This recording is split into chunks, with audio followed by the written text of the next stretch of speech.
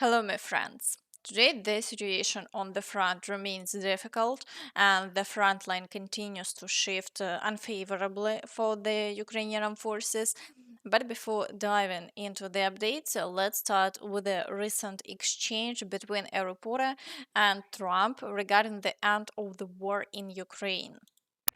It's got to stop. So whatever I can do to stop it, and we are having discussions, yes, Ongoing, already scheduled and ongoing? Have you, already talking, yes. so you've already spoken to Vladimir Putin I don't want to since? say that, but we are having very serious Is there a discussions reason you about, don't want to? I just don't want to say that. Okay. We're having However, yesterday, Kremlin spokesman Peskov stated that no negotiations are currently taking place and that Trump hasn't called to Putin, so when any changes will come remains unclear. Meanwhile, fighting on the front lines is relentless and will start with the Pokrovsk direction, despite the fact that the Ukrainian armed forces are doing everything to stabilize the front and has had some success in counterattacks. Russian forces haven't decreased the intensity of the offensive actions. They're even trying to break through closer to the highway near the village of Malinivka in an attempt to encircle Mirnograd. At the same time, battles for Yelizavetivka and Mirolyubivka continue, while Russian troops are also attempting to break through near Baranivka and storm the village of Prominy. Additionally, they are pushing toward the outskirts of Pokrovsk, storming Zvirove, Chunishine and Lysivka. After Ukrainian counterattacks, Russian forces are once again trying to break through to Udachne. There have been no territorial changes in the past 24 hours, but intense fighting continues.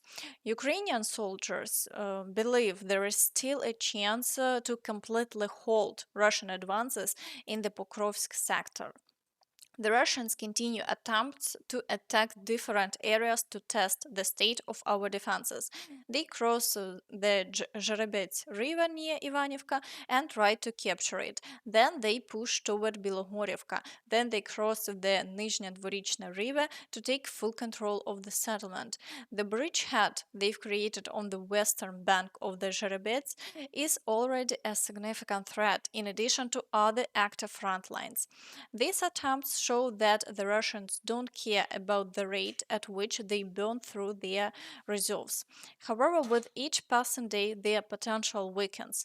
They are still numerous and able to attack multiple directions at once, but strategic defense is bearing fruit, and over time, this will become more apparent. The day will come when our forces will completely stop the Russians on the Pokrovsk front. That chance still exists.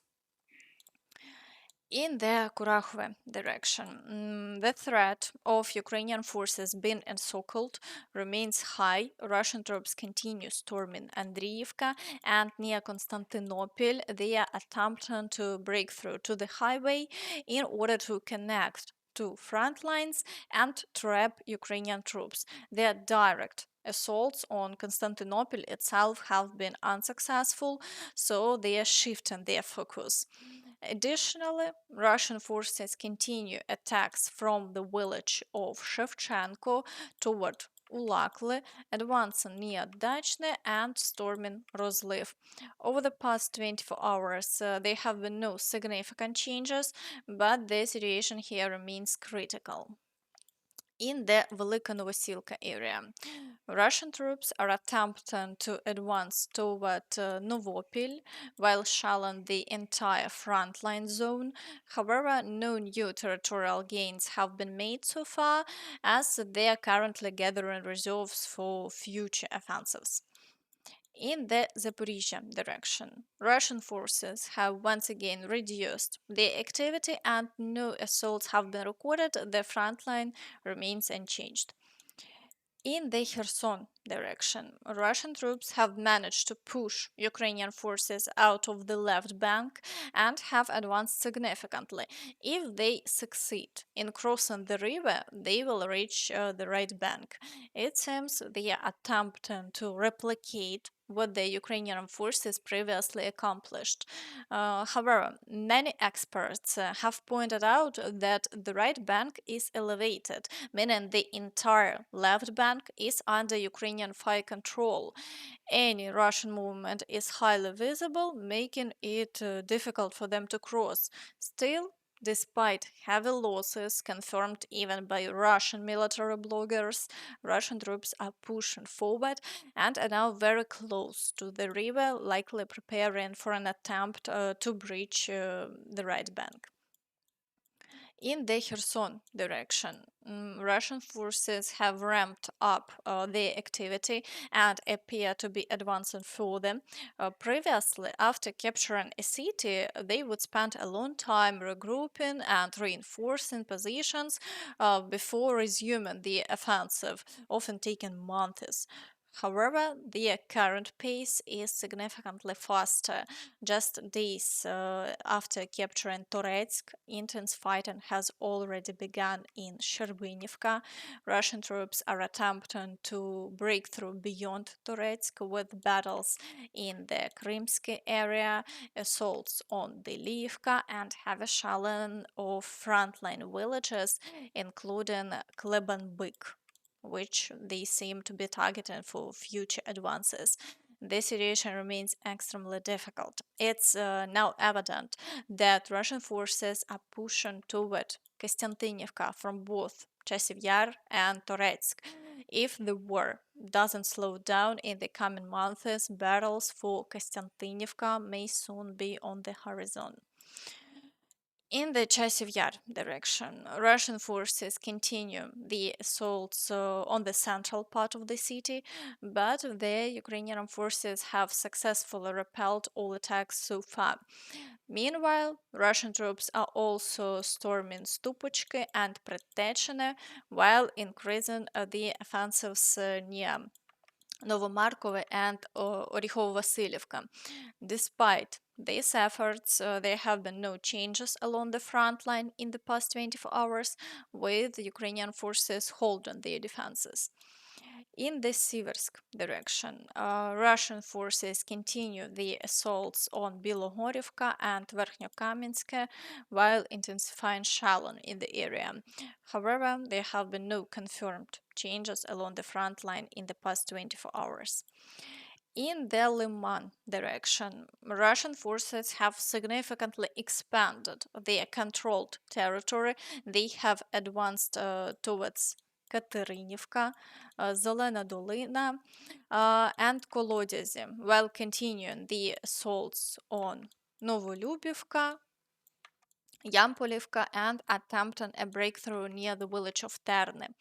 This progress has allowed Russian troops to establish a strong foothold across the river, likely preparing for further push toward Liman. In the long term, this could set the stage for an offensive toward Slavyansk. In the Borova direction, Russian forces continue the assaults on Boguslavka, Nova Krugliakivka, and Kopanki, with ongoing shelling along the front line. However, no significant movements have been reported southward, and the situation remains stable. In the Kupiansk direction, Russian troops are only assaulting Petropavlivka, and overall activity has decreased. Even in the Dvorichna area, the situation has quieted down with no new Russian offensives. The front line has remained unchanged in the past 24 hours.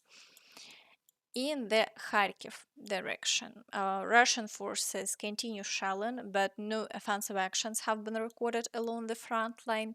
Near Vovchansk, no new assaults have been reported, and the situation remains unchanged.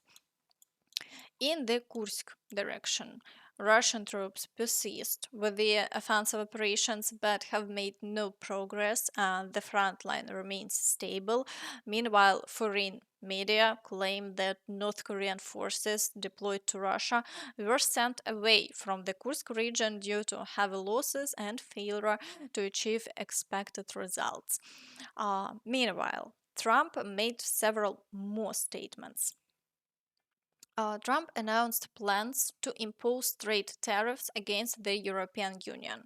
The US will also introduce tariffs on the import of semiconductors and microchips, likely targeting China and Taiwan. He stated that the Panama Canal must come under US control. Trump added that these decisions could cause short term economic disruptions, but tariffs on the European Union would be very significant. He also mentioned plans to impose tariffs on chips, oil, and gas. Additionally, he said, I will talk to Putin and I think we might do something significant. Trump claimed that he is already engaged in serious discussions with Russia about ending the war in Ukraine.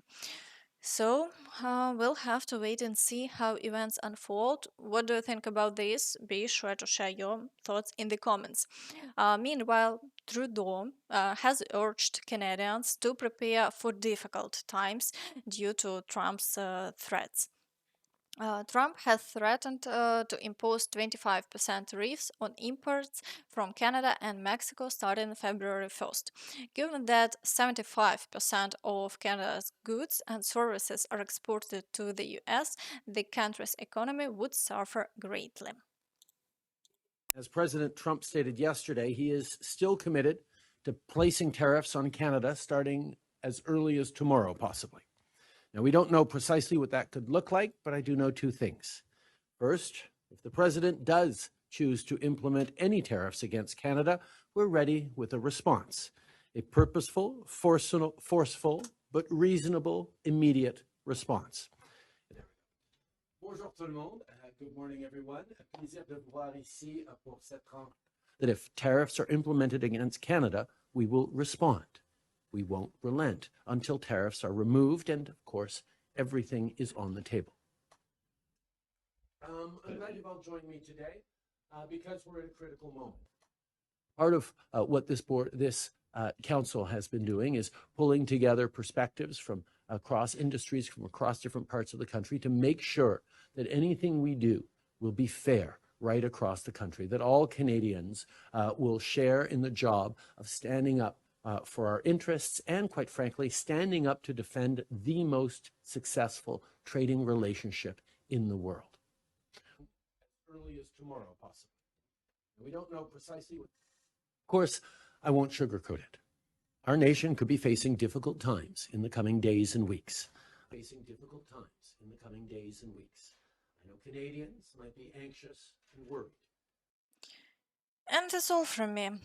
So please, don't forget to like this video, subscribe to the channel and hit the notification bell to stay updated on all the latest news. Thank you for watching and see you next time. Bye bye.